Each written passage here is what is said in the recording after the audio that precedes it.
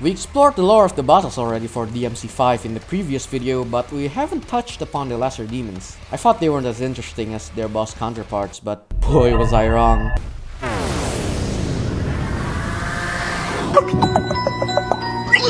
There's also a shit ton of them compared to the bosses, so I was kinda putting it off, but fuck it, we ball. Alright, let's do this. First up, Bug. The easiest and weakest enemy in the game. They are literally the tutorial sacrificial lamb. And Pusas look like ants, but on closer inspection they could probably pass as an analog horror entity, judging by the human-like tri-face of wit.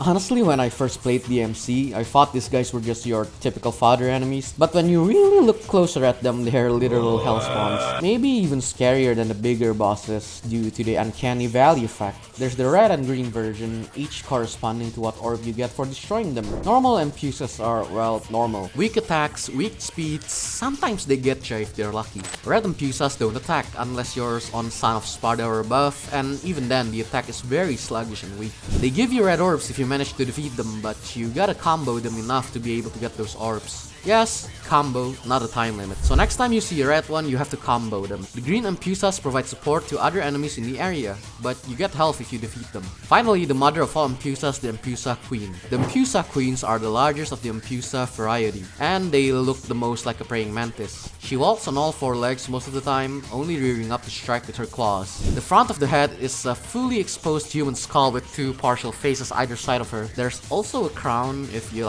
can call it that. It's like some purple blood clots gathered and made it look like a crown. Oh yeah, she can also turn red and destroy her surroundings just to get to you. But basically their whole shtick is, well, being bugs.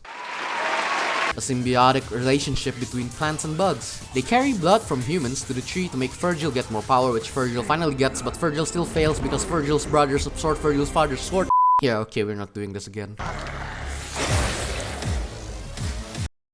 There are three types of enemies in the Hell category. The weakest to strongest are Hell Caina, Hell Antenora, and Hell Judeca. Hell Cainas are the skeleton reaper thingies you fight like the one from DMC3. Hell Antenora is the Hunchback of Notre Dame looking ass demon, and Hell Judeca is the reaper. So, lore time. Hell Caina is like the most basic form of the Hell series. They're basically the foot soldiers from the underworld. Usually they can only appear in the human world by possessing something like wooden dolls, lumps of clay, etc. But because Mr. Barry the Light here used the portal sword to connect the human and demon world, the massive... And you know what else is massive? Tree came in and they now have free access to the human world. Also, their name is Caina, after the river of the underworld in the Divine Comedy, which is also named after the biblical figure Cain, the one who killed his brother Abel out of jealousy, and in doing so became the first ever murderer in human history. Also, if you look closely, they're not actually skeletons. They still have flesh, though they mimic skeletons fairly well. The next Pokemon evolution is Hell Antenora, the middle child who nobody likes. They're the glumpy version of a Caina, after receiving a lot of torture from the Pokemon trainer and giving it a cleaver as a weapon. And the final evolution is Hell Judeca, the commander of the lesser soldiers with his giant Grim Reaper sights and appearance. All of the Hells so far are named after the legend of Cocytus, I think that's how you pronounce it, which I know nothing about except it being a frozen lake who punches people who sometime in their life betrayed somebody in Greek mythology. What if I just turn around right now and see that? Pyrobats and Hellbats are the flying fuckers that annoy you from far distances when you're trying to combo another guy into oblivion. Their lore is just a bat from hell, that's it. The only difference is Pyrobats can spit fire, and the Hellbats explode when hit enough times. Even the photo caption thingy for the bats says that they're a pain in the ass, so let's move on.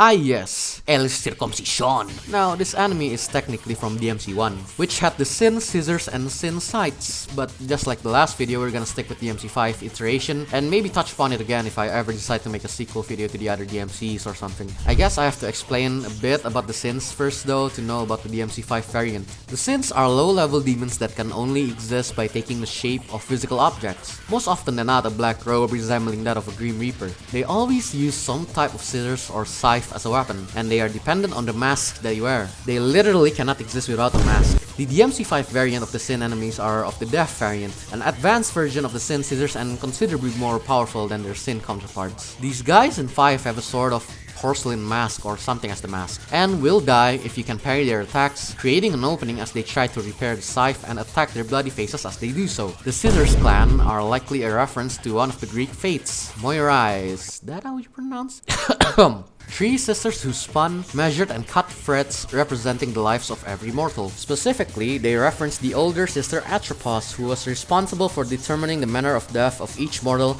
and cutting the thread of their life with her abhorrent shears.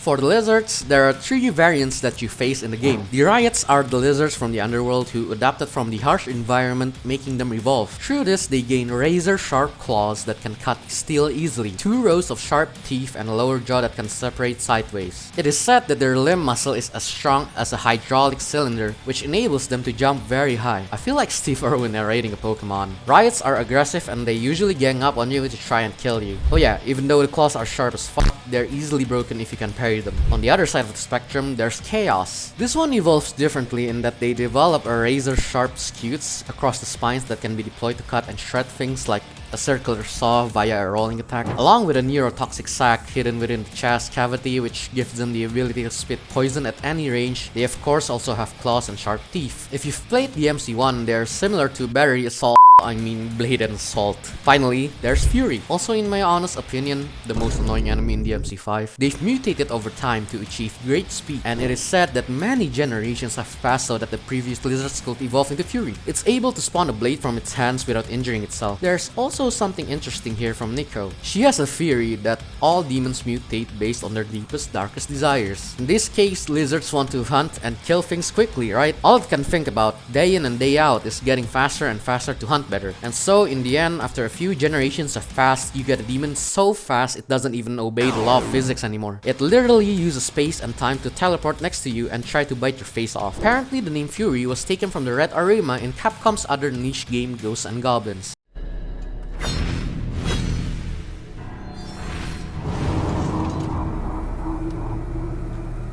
Thank you, Nero. Huh? The teeny weeny little baby Angelos, which I've skipped in the last video, are now getting the spotlight. Let's start with Scudo Angelo. These guys are humanoid demons with a shield, a sword, and a black armor with blue ornaments on it, as well as a cape on the back. They don't have a mind of their own, and they follow the orders of the Proto-Angelos, just like the MC4 counterparts, the Bianco Angelos. These suckers are pretty weak, but they can be more challenging if you throw in their commander, the Proto-Angelo, into the mix. Which brings me to my next point. Proto-Angelo. He's the more powerful Commander Angelo. He appears to be taller than the Scudos and possesses a colored armor with red pulsating lines running across it. Their capes are also purple, looking similarly to a bat. They're very similar to Nilo Angelo in appearance, and they possess a similar fighting style. Proto-Angelos fight with a giant unnamed broadsword, which they can charge with blue electricity, so it's like a nerfed Cavalier Angelo. The Proto-Angelo was an experiment by Mundus to copy the Spardas family skills, which were a failure. This ended up in the hands of Urizen, and he used them to get the entirety of the MC5 going.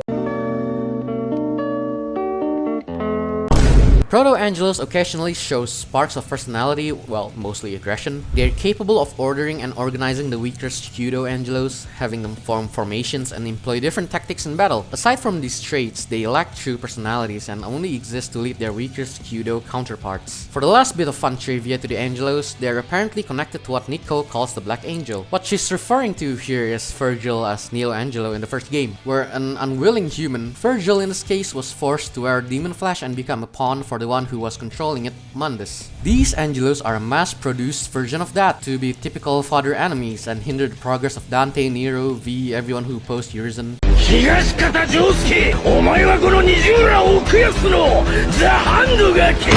This might be the second most annoying lesser demon to fight other than Fury. Also, because of how weird this guy is, the sentences used to describe him might be a bit more complex than the others, so try to listen. Oh yeah, he's from the MC1 too. Nobodies are lesser demons encountered later on in the MC5, and they can change their size in battle to deal more damage, or perform an evil dance that depletes Devil Trigger gauge, making them even more difficult to kill. Nobodies are strange, monkey-like demons, said to be looked down upon by the other denizens of the underworld to the point that they don't even want to be given a name. They're scantily humanoid. Actually, I don't even know that they can be called humanoid, but I guess they still have limbs and faces and stuff, though those limbs are all used to walk and the ends are hands. There's a big ass hand in the middle of their backs and they move by crawling on all fours. Usually they only rise up to deliver vicious kicks to their opponents or perform their strange dance. They are often encountered in packs and emit whooping cries as they attack. Their unnatural metabolism creates unstable byproducts in the form of eyeball-like growths that a large nobody can pick up and throw or drop on the ground to function as a proximity mine. Well, in 5 they don't explode when they die, but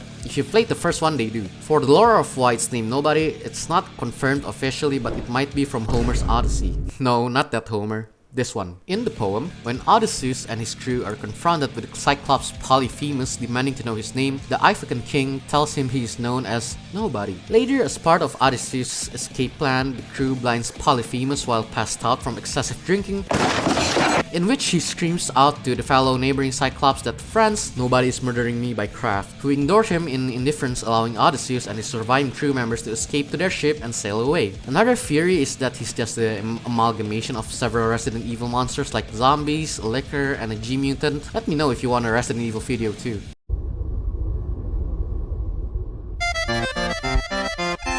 King K. Rool here is a creature resembling a two-legged crocodile with a giant-ass head. When it first appears, it's covered in chains and shit around the mouth, which is secured over a large wood thing on the tail. If you end up destroying these things, then the behemoth will open its mouth and unfurl 2 enormous slug-like tongues with small feet at their tips. Behemoth is a type of demon known for its cannibalistic tendencies and is loathed and feared by its kin. To this end, the denizens of the underworld secure these creatures in heavy restraints that render them unable to open their gaping maw. While restrained, a behemoth will move around aimlessly and only lash out clumsily at things that stray too close to its head. However, once the restraints come off, the beast will charge around attacking anything foolish enough to get in its way. Behemoths are demons that are so absorbed with gluttony and power that it starts eating its own demonkin. I mean, the ones who chained up the thing are the other demons themselves, so no wonder this guy is a menace to everyone around it. Behemoth is a powerful beast from Jewish mythology, described in the Jewish and Christian Bible in Job alongside the sea monster Leviathan. Scholars largely agree the verses describe a real animal, most likely an elephant or a hippo. In Jewish apocrypha, such as the Book of Enoch, it is described as one of God's first creations and the ruler of the land. Finally, we've reached the final category, the Flying Bastards. Well, I guess more like float, but whatever. My brain hurts from all the lore. First up, Baphomet. Baphomets are goat-like demons with horns similar to an ordinary goat. They got blue-green fur, a long tail, and long talons. They have the ability to use ice magic, whereas usually demons don't even understand how to use magic. In Judeo-Christian mythology, Baphomet is the demonic entity allegedly worshipped by the Knights Templars, who later became a symbol for satanic worships. During the Inquisition of the Templars in the 14th century, the Knights were falsely accused of worshipping this figure. The famous icon of Baphomet, in this case as a goat-headed idol, however, only emerged much later on. Baphomet ended up being a symbol of evil and devil in the occult. The other flying type is Lusatia. Now, the previous demons I've covered usually have something to compare to, like behemoths and their similarities to a crocodile. This guy, in his actual wiki, is just described as a floating mass of dark-colored flesh with severe muscle atrophy, and is now barely able to move its remaining limbs. Like, literally, you can't make this shit up. Bro is literally a floating ball of, well, ball sacks. Yeah.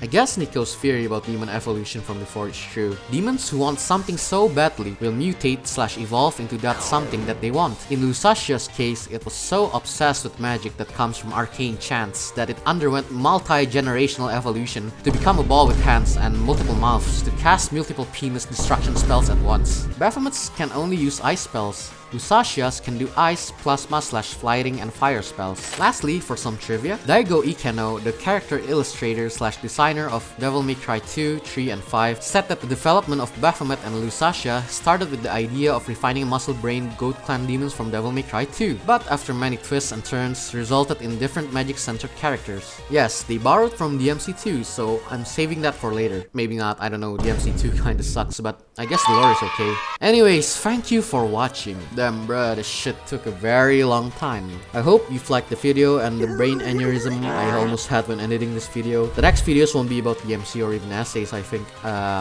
Maybe I'll make something gameplay related, maybe highlights or something. But yeah, thanks a lot for watching. Please sub bruh, I kinda need the money. And yeah, that's it. Bye bye.